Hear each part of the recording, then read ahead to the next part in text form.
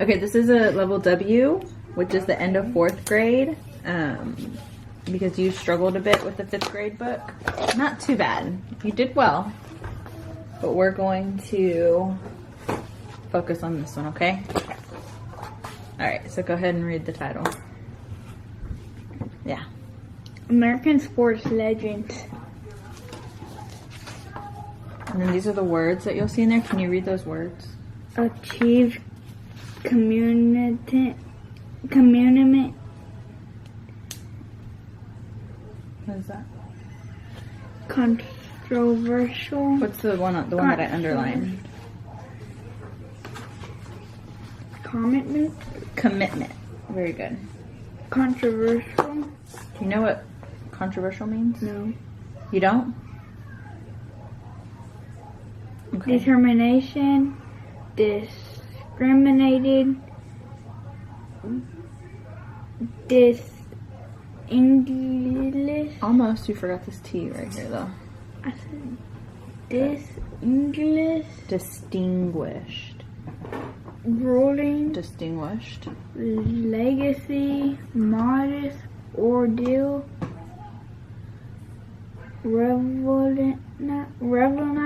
Revolutionized. Tribute. Good. Okay, let's start with a table of contents. Do you know what a table of contents is used for? What is the purpose of a table of contents? It tells you what the certain passages is about. Okay. Parts of a passage is about. What are these numbers? The pages. Good. Okay, you want to go ahead and start with page 4? Don't forget to read the title. The greatest athlete of the 20th century, Jim Thorpe. 1887-1953. Do you know what those mean? What that means? Those numbers? He died then. When? In 1953. And what about this one? He was born in 1887. Yeah, way before any of us. Who would you say was the greatest athlete from the last century? Basketball's Michael Jordan. Hockey's Wayne Gretzky. These record-setting superstars revolutionized their sports and deserve to be in the running for that #1 spot. But the athlete named the greatest was Jim Thorpe. The athlete named the greatest of the great was Jim Thorpe, a Native American born in Oklahoma in 1887. He played professional baseball, was the biggest football star of his day, and he won many track and field events. Let's go back to 1912, the Stockholm, Sweden, during the Summer Olympic Games. The Native American runner crouches at the starting line for the Olympic 200-meter dash. It's the third event of 5 in the grueling pentathlon.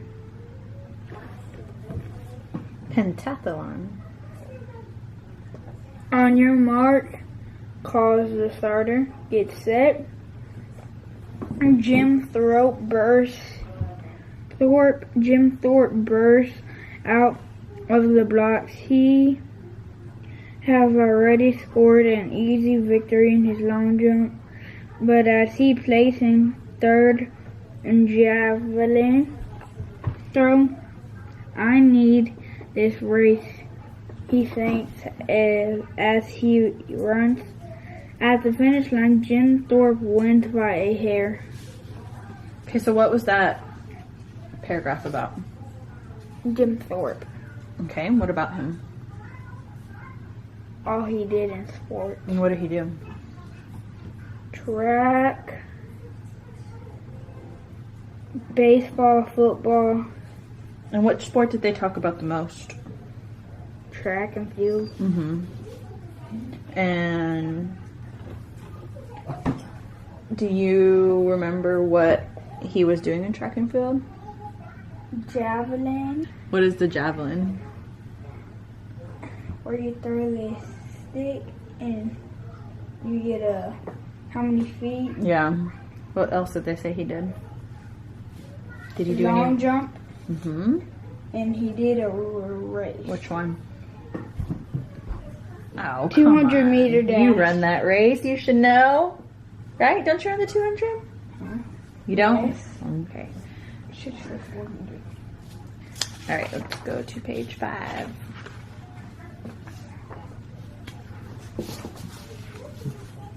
We're still talking about Jim Thorpe. Before he appeared at the Summer Olympics of 1912, Jim Thorpe was already a well-known college football star. As an All-American halfback from Carlisle, Indian School in Pennsylvania. He threw the crowds with his blinding speed and strength. Jim Thorpe starred at the school's baseball and basketball teams, too. He played golf, tennis, and many other sports. At the 1912 Olympics, Jim Thorpe represented the United States in the two toughest track and field events, the pentathlon 5 events and the decathlon 10 events. Wow. I didn't know the men did the pentathlon. That's a lot of stuff, isn't it? 15. 15, yeah. Carry on. Over the span of a few days, Jim Thorpe did the unimaginable. He won 4 and 5 of the events in the pentathlon. Plus, he set a world record for the decathlon. He won the gold medal in both events. When King Gustav V of Sweden called Jim the award stand, he said, "You, sir, are the greatest athlete in the world. Always a man of few words," Jim said. "Thanks, King." What does that say? What picture? Jim Thorpe in long jump. Yeah. All right, you know this word right here? Pentathlon. Can you say that? Pentathlon. Pentathlon. Jim turns pro. Then in 1913, Jim became a professional baseball player with a famous New York Giant. Although he was good at baseball, he preferred football, so in 1915 he joined the Canton, Ohio Bulldogs. Jim led his team to 3 championships. In 1916, 1917, and 1919 he also played baseball. During the summer months, he also played baseball during the summer months. In 1920, Jim became the first president of the American Football Association, which later became the National Football League. Today, the statue of Jim Thorpe greets visitors to Football Hall of Fame. It is a tribute to the greatest athlete of the 20th century. That's the same guy that did track. Mm-hmm. That's cool. Okay, so what happened after track and field? He played baseball and football. So one thing I want to tell you is that you're skipping like easy words, or you're omitting the word and replacing it with another word. Okay? I'm not like counting your words or taking a time or anything like that, okay? So we don't have to rush. Okay. Sound good? Alright, what page is that? Okay, now we're going to talk about somebody else. We're done talking about Jim Thorpe. So, what does this title say? The other babe. Mildred Didrikson? Zariza. Zaharias. 1911 to 1956. And you don't know it? Well, names are pretty hard. Zaharias. Alright, go ahead. Jim Thorpe may have been named the greatest athlete of the 20th century, but sports lovers might also consider another athlete, Mildred Babe Didrikson. Was an all-around athlete who dominated women's basketball. That's a girl. Track and field and golf in the 1930s, 40s, and 50s. She was a serious rough and tumble competitor.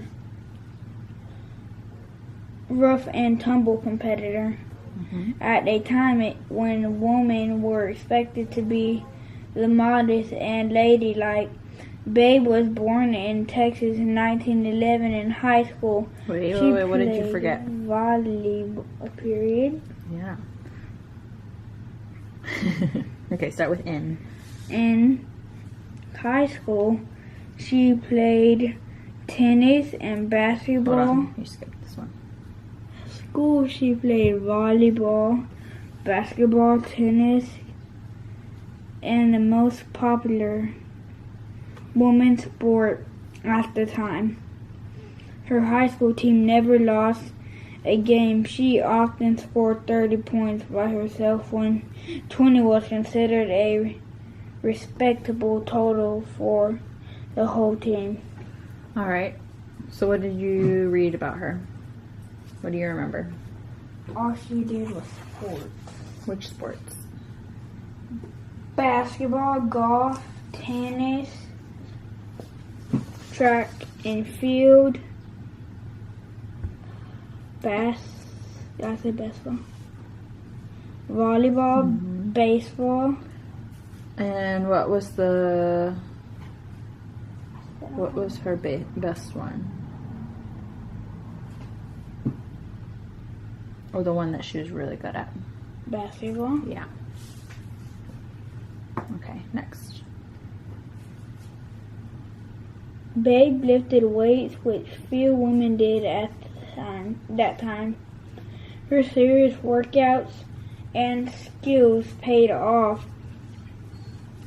At a national track meet in July 1932, she entered 8 events and won 5. That even more amazing is that she won the meet by herself, competing against teams with 20 members. A few weeks later, the Summer Olympics, Babe won gold medals and set a world record in the 80-meter hurdles, javelin, and long jump, and high jump. Babe later drew attention to women's basketball by putting together a team that toured the country playing against men's teams. Wow. What? Why do you snicker at that? What's funny? Nothing. Do you want to stop reading right now? No. No? You want to keep going? How many more pages I have? It's okay if you want to stop. It's a long book. No game she can't play. Babe's real fame was yet to come. And in a different sport, golf, she didn't pick up a club until age 21. Just a year later, in 1935, she won her first championship. In the next 20 years, they won 82 tournaments, including 17 in a row. In 1946 and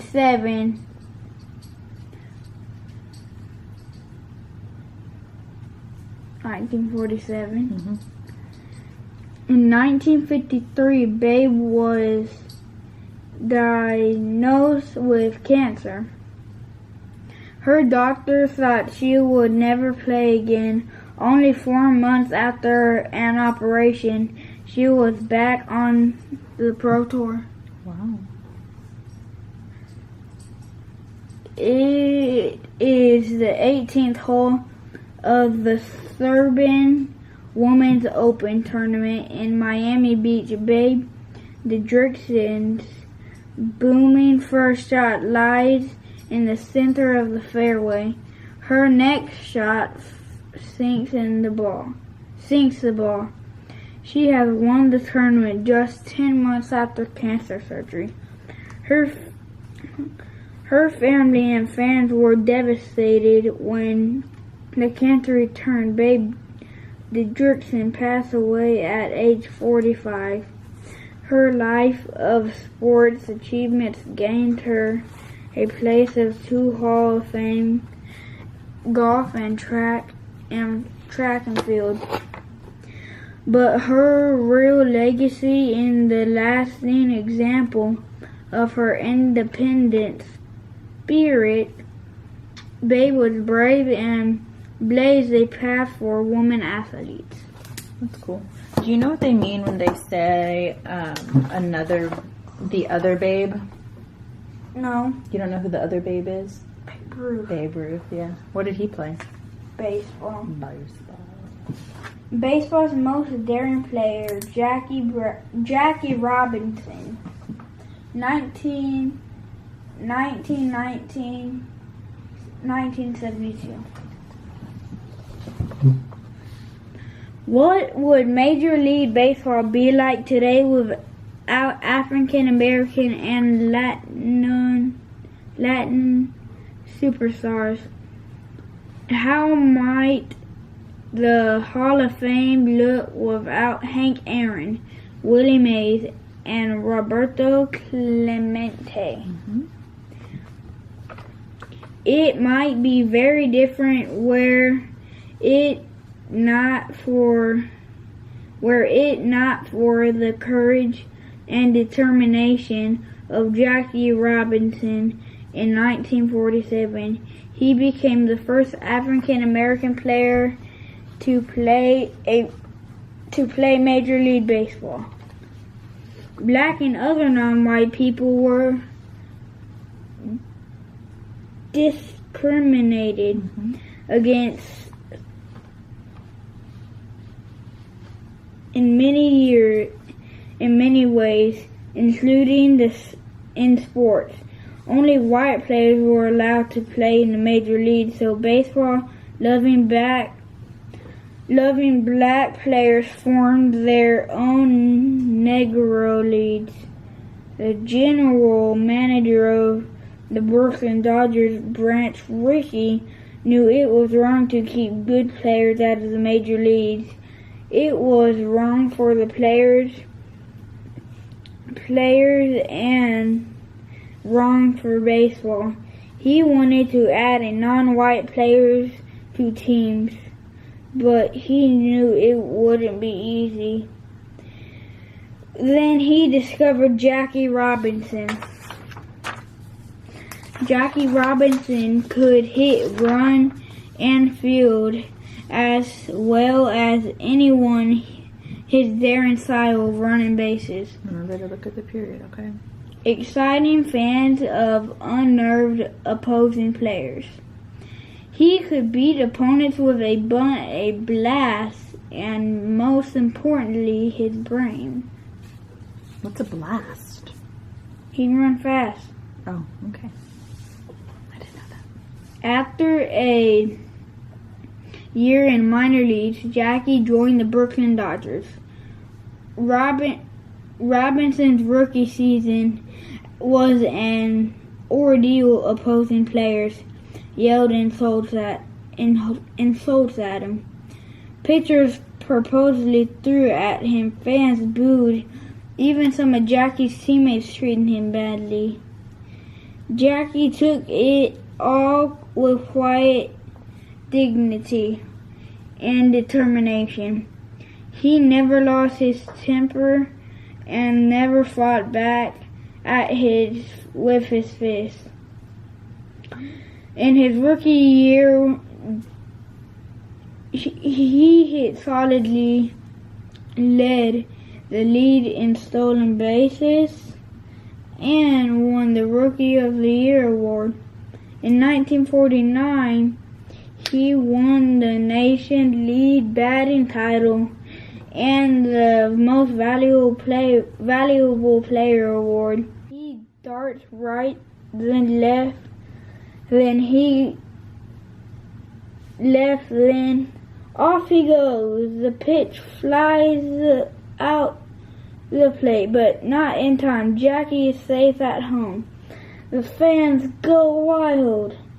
Jackie bald still of home pumps up his teammates. And they go on to win the World Series in Brooklyn. The next... And they go on... Where is that? And they go on to win the World Series. What's at the end of series? Period. In Brooklyn next year has finally arrived. Jackie Robinson showed that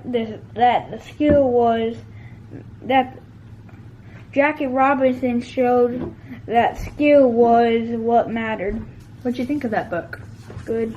Good? Did you think it was too long? No. No? I have to read questions. Yes. How long will that take? Not that long. We're almost done, okay? Okay. Do I have to answer those today?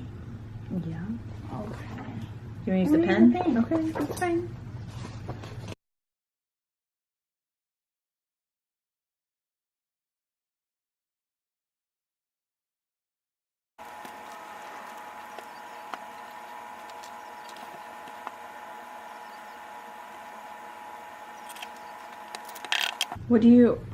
What does author's purpose mean? The purpose of the author. The purpose, like, why do you think the author wrote this story? You think it was to convince the reader to pursue sports? To entertain the reader with stories about important moments in the history of sports? Or to inform the reader about athletes who helped to change the history of sports? Or to inform the reader about the history of discrimination in the United States?